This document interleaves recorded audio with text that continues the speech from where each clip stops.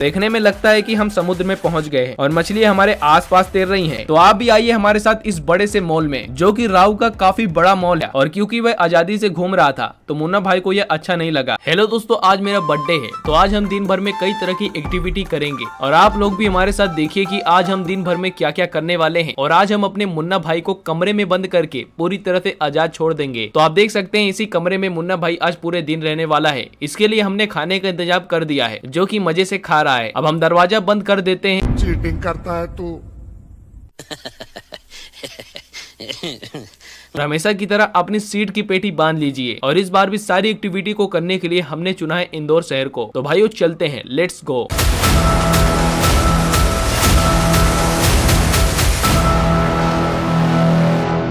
घर से निकलते ही हम हमारी पहली जगह श्री सूर्यदेव मंदिर पहुंच गए, जो कि दिखने में काफी भव्य और सुंदर है। गेट से अंदर जाने पर ही सूर्यदेव का भव्य मंदिर दिखता है, जिसके लेफ्ट साइड में एक पेड़ और कुछ मंदिर बने हुए हैं। इसी तरह राइट साइड में भी खूबसूरत गार्डन और मंदिर बने हुए हैं। अब हम इस सूर्य मंदिर के अंदर जाते हैं तो रथ में सवार सूर्यदेव की भव्य प्रतिमा देखने को मिलती है तथा मंदिर की दीवारों को बहुत खूबसूरत ढंग से सजाया गया है और बैठने की उत्तम व्यवस्था के साथ सामने हरे भरे पौधे लगाए गए हैं। अब हम लेफ्ट साइड में जैसे ही चलते हैं तो इस मंदिर के सामने एक पेड़ लगा है और राइट साइड में सूर्य मंदिर के बगल में शिव मंदिर भी है। उस शिव मंदिर के ठीक बगल में गार्डन को देखते हुए जब हम इस गली से गुजरते हैं तो एक और सुंदर सा राहु मंदिर देखने को मिलता है। इसी के साथ यहाँ पर गौ पालन की भी व्यवस्था है, जिससे हमारे गौ माता को संरक्षण भी मिलता है। इससे थोड़ा आगे बढ़ने पर मनमोहक सी शिव प्रतिमा दिखती है। इसी के साथ शनि मंदिर और काल भैरव के दर्शन होते हैं, जहाँ से एक कुंड दिखता है जिसमें इस तरह की जाली लगी हुई है। यहाँ पर कुछ बच्चे मजे से नहा रहे थे, जिसे श्री सूर्य कुंड के नाम से लोग जानते हैं और इसकी महिमा आप देख सकते हैं। फिर हमने मन खुश करने के लिए सोचा चलो झूला ही झूल लिया जाए और झूला झूलने में हमें काफी आनंद आया। इसी आनंद के साथ हमने सोचा कि थोड़ा गौ माता की सेवा कर ली जाए और हमने उन्हें दाल खिलाया और गौ माता को ही नहीं, उनके छोटे छोटे प्यारे प्यारे बछड़ों की भी पेट पूजा कराई। इस गौशाला में आप देख सकते हैं कि गौ माता को रखने की पूरी बढ़िया व्यवस्था की गई है। अब यदि आपको पता है तो कमेंट्स में बताइए ये कौन सी नस्ल की गाय है। फिर हमने थोड़ा चलते चलते और झूला झूल लिया, इससे दिल को थोड़ा सुकून मिल गया। इसी के साथ हम इस जगह को अलविदा कहते हुए चलते हैं हमारे दूसरे एक्टिविटी की तरफ, जो कि मेरे लिए कपड़े लेना है। तो आप भी आइए हमारे साथ इस बड़े से मॉल में, जो कि राहु का काफी बड़ा मॉल है। इसके अंदर जाने पर कुछ इस प्रकार का दृश्य दिखता है, जो कि काफी मनमोहक है। और यहाँ पर बच्चों के कपड़े मिल रहे थे, तो हम दूसरे फ्लोर पर चले गए, जहाँ पर काफी स्टाइलिश और फैशन के कपड़े थे, जिनमें से मुझे ये कपड़े काफी पसंद आए। आपको कैसे लगे कमेंट में जरूर बताना। तो घूमते घूमते हमें काफी भूख लगाई थी, तो पेट पूजा करने के लिए फटाफट से हम पहुंच गए कर्णावत भोजन प्रसादी में। यहाँ की खासियत है कि मात्र 60 रुपए में आपको भरपेट भोजन मिलता है और खाने में देखो कितनी वेरायटी रहती है। अब हमने 3 थाली के बराबर पेमेंट कर दिया और आप देख सकते हैं यहाँ का मेन्यू। और यहाँ पर एक नोट लिखा है कि अगर आपने अपनी थाली में खाना जूठा छोड़ा तो आपको 50 रुपए का फाइन लगेगा, जो कि काफी बढ़िया बात है। साथ ही देखो यहाँ पर बैठने की भी काफी उत्तम व्यवस्था है। अब हम हैंड वॉश करके थाली तैयार कर लेते हैं और एक एक करके खाना थाली में भर लेते हैं। और देखो इस तरीके से हमने थाली सजाकर खाना स्टार्ट कर दिया। तो खाना वाकई में काफी अच्छा था, आप मेरी मुस्कान से देख सकते हैं। कंट्रोल।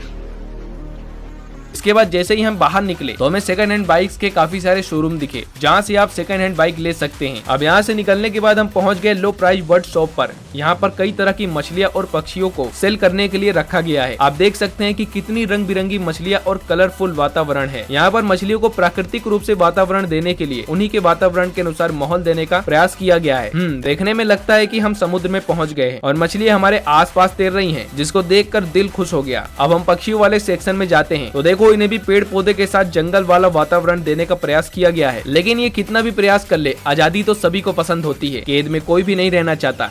बात तो सही है। दौड़ना तो पड़ता है। फिर आगे बढ़ते हैं तो यहाँ पर एक भाई साहब इन जीवों के खाने के इंतजाम कर रहे थे। इसी के साथ हमने यहाँ पर अपने मुन्ना भाई के लिए कैट फूड भी लिया। फिर हम पहुंच गए विजय नर्सरी में, जहाँ पर काफी सुंदर सुंदर पौधों को देखकर दिल गार्डन गार्डन हो गया। और हमें जो पौधे चाहिए थे वो हमें यहाँ नहीं मिले, तो हम पास की दूसरी नर्सरी में गए, जहाँ पर कई हरे भरे पौधों के साथ मटके भी थे। तो मैंने सोचा चलो अपने जन्मदिन के दिन कुछ पौधे लगाए जाए और वातावरण में ऑक्सीजन की थोड़ी बढ़ोतरी की जाए। फिर हमने यहाँ से 3 पौधे लिए और उनको लेकर पहुंच गए हम घर। पहुंचते ही हमने उन पौधों को सबसे पहले अपने ग्रो बैग्स में अच्छे से लगा दिया और धीरे धीरे हम आपको इनके बढ़ने की जानकारी देते रहेंगे। और आप मुन्ना भाई को देख सकते हैं, रूम से निकलने के बाद फौरन अपने भाई से मिलने चला गया। और क्योंकि वह आजादी से घूम रहा था तो मुन्ना भाई को यह अच्छा नहीं लगा, तो वह उससे लड़ने लगा। तो चलिए इनकी धमाकेदार फाइटिंग के साथ करते हैं इस ब्लॉग को एंड। मिलते हैं अगले ब्लॉग में, तब तक के लिए धन्यवाद। जय हिंद।